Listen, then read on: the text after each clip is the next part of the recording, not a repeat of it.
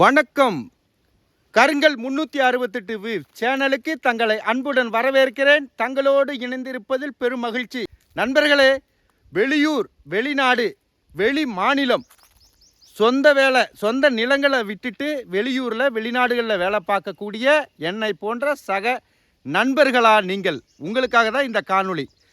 நண்பர்களே, காணொளிக்குள்ளே போகிறதுக்கு முன்னாடி எனது சேனலை சப்ஸ்கிரைப் பண்ணுங்கள். உங்களுக்காக நிறைய பயனுள்ள காணொளிகள் நான் பதிவு செஞ்சுக்கிட்டு இருக்கேன்.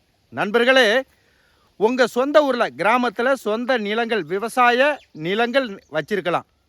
அல்லது வெளியூரில் கூட நிறைய பேர் சொந்த நிலங்கள் வாங்கி வச்சுருக்கீங்க. அந்த நிலங்கள் எல்லாம் வெளிநாடுகளில் வேலை செய்கிற நண்பர்கள் உங்கள் சொந்த ஊரில் இருக்கக்கூடிய நிலங்கள் பாதுகாப்பாக முறையாக உழவு செய்கிறாங்களா, முறையாக பயிர் செய்கிறாங்களா அப்படிங்கிறத உங்கள் கண்ணோட்டத்துக்குள்ளேயே வச்சுக்கிட்டே இருங்க.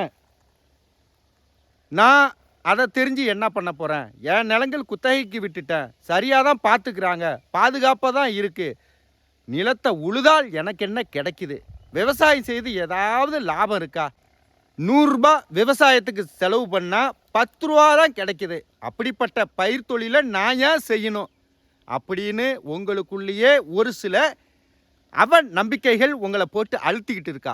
முதல்ல அதிலிருந்து வெளியில் வாங்க. விவசாயம் செய்யுங்க, செய்யாமல் இருங்க, அது அவங்கவுங்க தனிப்பட்ட கருத்து. ஆனால் உங்கள் சொந்த ஊரில் உங்களுக்காக இருக்கக்கூடிய சொந்த நிலங்களை அவ்வப்போது கண்காணிச்சிக்கிட்டு இருங்க, பாதுகாப்பு படுத்துங்க. நிலங்கள் நீங்கள் நிறையா வாங்கிட்டு இருக்கிறவங்களும் இருக்கீங்க, அல்லது பூர்வீக நிலங்களாகவும் வச்சிருக்கவங்களும் இருக்கீங்க. அந்த நிலங்கள் எல்லாம் பாதுகாப்பாக இருக்குதான்னு கவனித்து கொண்டே இருங்க. அப்படி இல்லைன்னா அது பாதுகாப்பை உறுதி செஞ்சுக்கிட்டு இருங்க. ஏன்னா வெளிநாட்டில் இருக்கிறவங்கெல்லாம் நம்ம என்ன நினைக்கிறோம், அது நிலம் இருக்கட்டும், அதில் போடுற காசு நமக்கு என்ன கிடைக்க போகுது, அதை கண்காணித்து என்ன வரப்போகுது அப்படின்னு நினச்சி இந்த நிலத்தை கண்டுக்கிறதில்ல. அதில் நானும் ஒருத்தன். கிட்டத்தட்ட நான் பெரம்பலூர் மாவட்டம், குன்னம் வட்டம், நமையூர் என்ற கிராமத்தில் நான் இருக்கிறேன். எனக்கு இங்கே சொந்தமாக எங்கள் அப்பா பாகம் பிரித்து கொடுத்த நிலங்கள் இங்கே இருக்குது. இப்படி தான் வெளிநாடுன்னு ஓடிடுறது. விவசாயத்தில் என்ன செலவு செய்கிறோமோ அது கிடைக்கிறதில்லன்னு சொல்லிட்டு வேறு ஏதாவது தொழில் சார்ந்த வேலைகள் தேடி ஓடி போகிறது.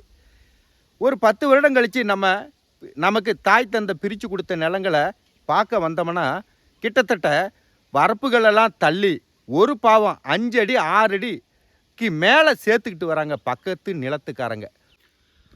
அண்டை நிலத்தார்கள் அருகில் இருக்கக்கூடிய பக்கத்தில் இருக்கக்கூடிய நிலங்களை ஒருத்தருக்கு ஒருத்தர் பாதுகாப்பாக பார்த்துக்கிட்டாங்க. அது இருவருக்குமே பயனளிச்சுது.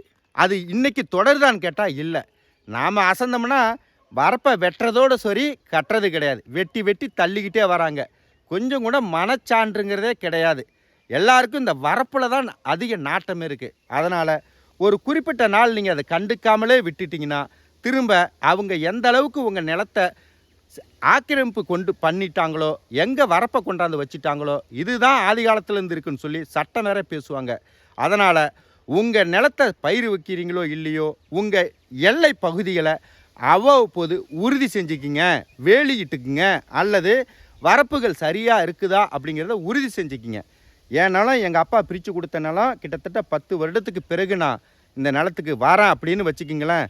பாருங்கள், ஆதி காலங்களில் இந்த கல் வழியாக தான் உள்ளே இருக்கிற நிலத்துக்காரங்க கால்நடை வழியாக செல்வது. கால்நடைனா விலங்குகள் அல்ல, மனிதர்கள் கால்நடையாக செல்வதற்கு மட்டும் பயன்படுத்திய பாதை இது.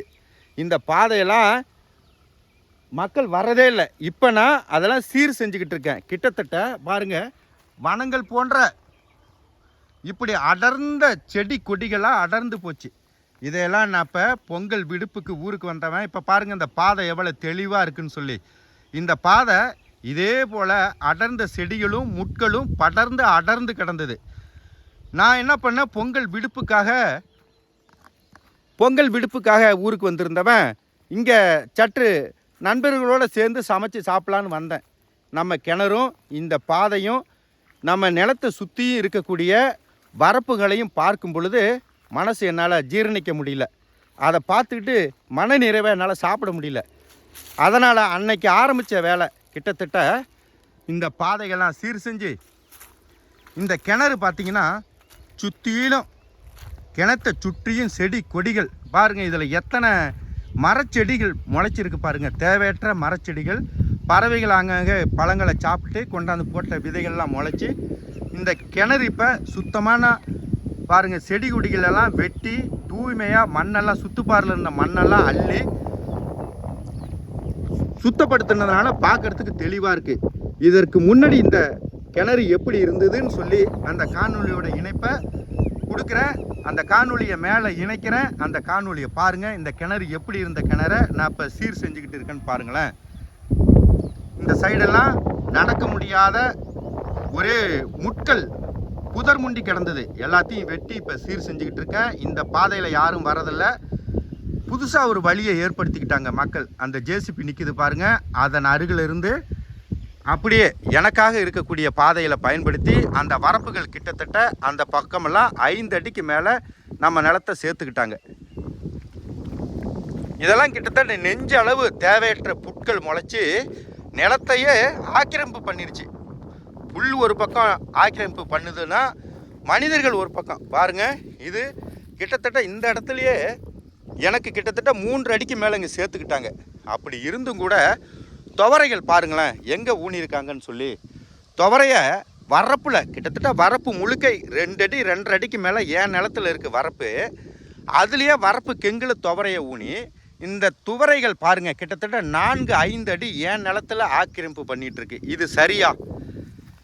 இது எதற்காக இந்த காணொளி பண்ணுறேன்னா, உங்கள் சொந்த ஊரில் உங்களுக்காக இருக்கக்கூடிய நிலங்களை நீங்கள் அவ்வப்போது கவனிச்சிக்கிங்க. அண்டை நிலத்தார்களெல்லாம் முன்பு இருந்தது போல் பாதுகாப்பாக யாரும் இருக்கிறதில்ல. கிடைத்த வரையும் லாபம் அப்படின்னு சொல்லி வரப்பை வெட்டுறதோடு சரி. எவ்வளோ தூரம் இந்த துவரைகள் நம்ம நிலத்தில் சாஞ்சி இருக்கு பாருங்கள். இதை நான் வெட்டி தூக்கி எறிஞ்சேன்னா என் மேலே வருத்தம் படுவாங்க. இது அனைவரும் இந்த வேலையை செய்கிறவங்க அனைவரும் விவசாயிகள் தான்.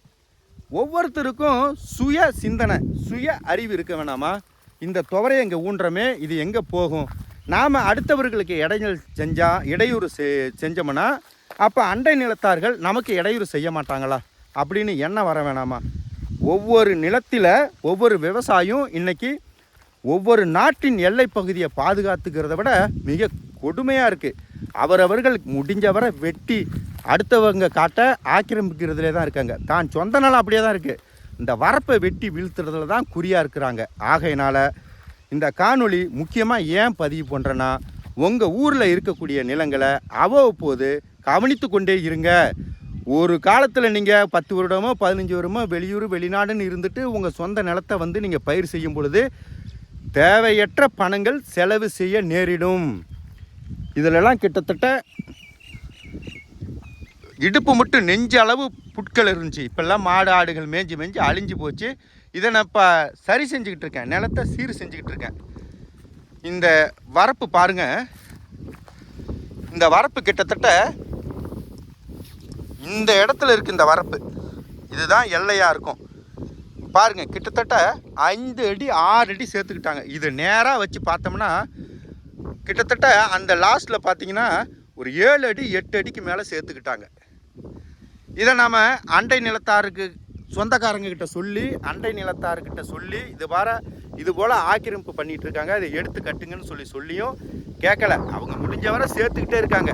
உங்கள் சொந்த ஊரில் இருக்கக்கூடிய சொந்த நிலங்களை அவ்வப்போது சரி பண்ணிக்கிங்க, சரி செஞ்சுக்கிங்க. இந்த வரப்பு பாருங்கள், அந்த வளைவு தெரியும். இந்த கல் வரப்பு கெங்கில் இருந்தது. நான் இந்த நிலம் இடையில நாங்கள் வாங்கின நிலம். இந்த வரும்பொழுது இந்த கல் வரப்பு கெங்கில் இருந்தது. வரப்போட அத்து இதுதான். கிட்டத்தட்ட இந்த இடத்துல 2 அடி பக்கம் சேர்த்துக்கிட்டாங்க. இங்கெல்லாம் பாருங்கள் எவ்வளோ தூரம் ஆக்கிரமிப்பு பண்ணியிருக்காங்கன்னு. ஆட்கள் நடந்து போன பகுதி இது. நம்ம ஆள் இல்லை அப்படிங்கிறதுனால எவ்வளோ தூரம் முடியுமோ அவ்வளோ தூரம் ஆக்கிரமிப்பு பண்ணிக்கிறாங்க. அதனால் உங்கள் சொந்த ஊரில் சொந்த நிலங்கள் இருந்ததுன்னா திரும்ப சொல்கிற சொந்த நிலங்களை அவ்வப்போது சரி பண்ணிக்கோங்க. இந்த இடத்துல நமக்கு 220 சென்ட் இருக்குங்க. இந்த 220 சென்ட்டை நான் கண்டுக்கிறதில்ல, போட்டுவிட்டு போயிடுறத நான் பாட்டுக்கும். இப்போ நான் தேவையற்ற செலவு பண்ணிகிட்டு இருக்கிறேன். தேவையற்ற செலவு கிட்டத்தட்ட 2-2.5 லட்சத்துக்கு மேலே பண்ணியிருக்கிறேன். அந்த முள் புதர்களை வெட்டி கிணறை சீர் செஞ்சு இதுக்கு மேலே இந்த நிலத்தை சும்மா போடக்கூடாதுன்னு சொல்லிட்டு கிணறு பக்கத்தில் ஒரு சின்னதாக ஒரு கொட்டா ஒன்று ஒரு நம்ம வந்தா போனால் தங்குற மாதிரி ஒரு சின்னதாக ஒரு ரூம் ஒன்று கட்டுறேன், அறை ஒன்று கட்டிகிட்டு இருக்கேன். இதில் பாருங்கள் எவ்வளோ புல் பாருங்கள். நாம் நிலத்தை பாதுகாப்பாக பயிர் செய்வது போல் நாம் பொறுப்பாக ஒருத்தர்கிட்ட கொடுக்குறோம்னா அவங்க பொறுப்பாக பார்த்துக்கிறாங்களா அப்படின்னா அவங்க சூழ்நிலையை பொறுத்து அவங்களுக்கு பார்த்துக்கக்கூடிய வாய்ப்பு இருக்கலாம், சூழ்நிலைகள் அமையாமல் இருக்கலாம். நமக்கே நம்ம நிலத்தின் மீது அக்கறை இல்லைன்னா இந்த நிலத்தை பார்த்துக்கிறவங்களுக்கு எங்கேருந்து அக்கறை வரும்? ஆகையினால் நம்ம நிலத்தை அவ்வப்போது நாம் கண்காணிச்சுக்கிட்டே இருக்கணும். நிலத்தை குத்தகைக்கு விட்டோம்னாலும் அவ்வப்போது வந்து நிலங்கள் சரியாக பயிர் செய்கிறாங்களா அப்படின்னு கண்காணிப்பில் வச்சுக்கிட்டே இருக்கணும். வாரம் ஒரு முறையோ மாதம் ஒரு முறையோ நம்ம குடும்பத்தார்களை அனுப்பி நம்ம நிலம் பாதுகாப்பாக உறுதி செஞ்சுக்கிங்க. உங்கள் சொந்த நிலங்கள் பாதுகாப்பாக இருக்காங்கிறத உறுதி செஞ்சுக்கிங்க. இதெல்லாம் வரப்பு வெட்டுறதோட சரி, கட்டுறதே கிடையாது. வரப்பு இங்கே இருக்குது, இதுதான் எல்லை. ஆனால் நம்ம ஆள் இல்லை. தீவன பயிர் எங்கே நட்டு வளர்க்குறாங்க பாருங்கள். இதுலேருந்து நேராக பாருங்கள், கிட்டத்தட்ட அந்த நடு வரப்புலேருந்து 4 அடி 5 அடிக்கு மேலே சேர்த்துக்கிட்டாங்க. அந்த துவரை எங்கே இருக்குது பாருங்கள். வரப்பே நம்ம நிலத்தில் இருக்குது, அந்த துவரை முழுக்க நம்ம நிலத்தை ஆக்கிரமிப்பு பண்ணுது. இதை நம்ம பிடுங்கி போடுறதுக்கு எவ்வளோ நேரம் ஆகும்? அப்போ அந்த அண்டை நிலத்தாருக்கு சுயமாக சிந்தனை வேணாமா? நம்ம நிலம் போல் அண்டை நிலத்தார் நிலத்தையும் பாதுகாப்பாக பார்த்துக்கணுங்கிற எண்ணம் வர வேணாமா? சொந்த நிலம் வச்சுருக்கிறவங்க அவ்வப்போது காட்டை தூய்மையாக வச்சுக்கிங்க. எல்லைப்பகுதியை உறுதி செஞ்சுக்கிங்க. உங்களால் பயிர் செய்ய முடியலன்னா இப்போ நிறைய மரப்பயிர்கள் வந்துருச்சு. உங்கள் நிலத்தில் என்ன மரப்பயிர் வச்சா சரியாக வரும் அப்படின்னு நீங்கள் அதுக்குண்டான மரம் நடுற குழு நிறையா இருக்கிறாங்க. அவங்கள அழைச்சி உங்கள் நிலத்தில் என்ன மரம் நட்டால் நல்லா வரும் அப்படின்னு தெரிஞ்சு அந்த மரத்தை நட்டு மரப்பயிர் பண்ணுங்கள். உங்கள் நிலம் முடிஞ்ச வரைக்கும் உங்கள் கட்டுப்பாட்டில் வச்சுக்கிங்க.